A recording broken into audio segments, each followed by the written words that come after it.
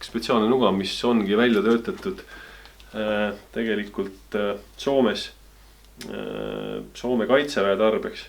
Nad ise nimetavad seda nii-öelda sissipuukoks. On siis härra Beldoneni toodetud või disainitud nuga. Ja noh, tegelikult kui me nagu mõtleme, et mida see asi tegema peab ja mis see asi maksab, siis see on täiesti mõistliku hinna ja kvaliteedi suhtega asi. Paljud riigid ju samamoodi toodavad oma kas siis eriüksustele või üldvägedele nugasi, selliseks üldtarbeks. Aga kui me teistpidi mõtleme, et milleks võitlejal seda nuga vaja on, siis tegelikult sellised elementaarsed asjad. Kas ongi mingisugused töö tegemine või päeva lõpuks kas või vorsti lõikamine. Ja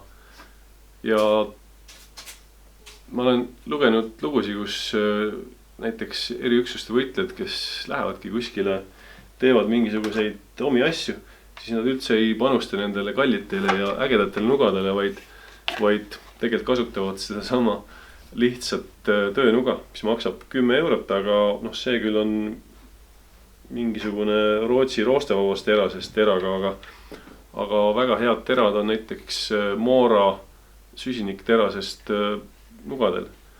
Ja ta maksab seal mingisugune 10 €. Et kui ära kaob, pole hullu, aga samas teras on hea ja kogu selle töö saab nagu ära teha.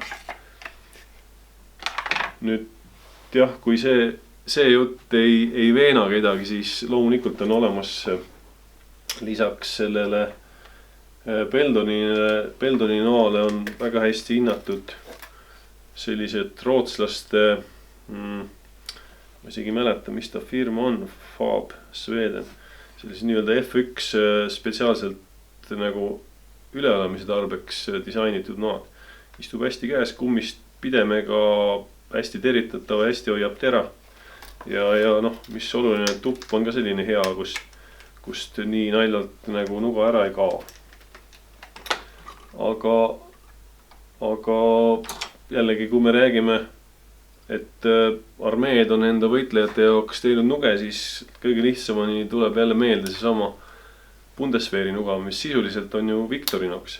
Ja Victorinoxi saab igaüks omale poest osta, aga ka neid Bundeswehri nugasi liigub. Jälle kõik siuksed vajalikud asjad saab ära teha. Selle eelis on muidugi see, et tal on siin lisaks ka näiteks saag, millega mingit oksakest saagida või pudelit avada või kas või küüsi viilida, eks üks igapäevaks vajalikud tegevused saab kõik ära teha. Siin ongi see, et päeva lõpuks, kui me võtame need kaks nuga, eks ju, et Beldoneni ja töömehe töönoa, siis mõlemad teevad ju töö ära, eks. Nüüd on küsimus ainult selles hinna ja kvaliteedi suhtes. Kui on korralik Moora nuga korraliku süsinikterasega, siis see töötab ja ei ole nagu küsimust.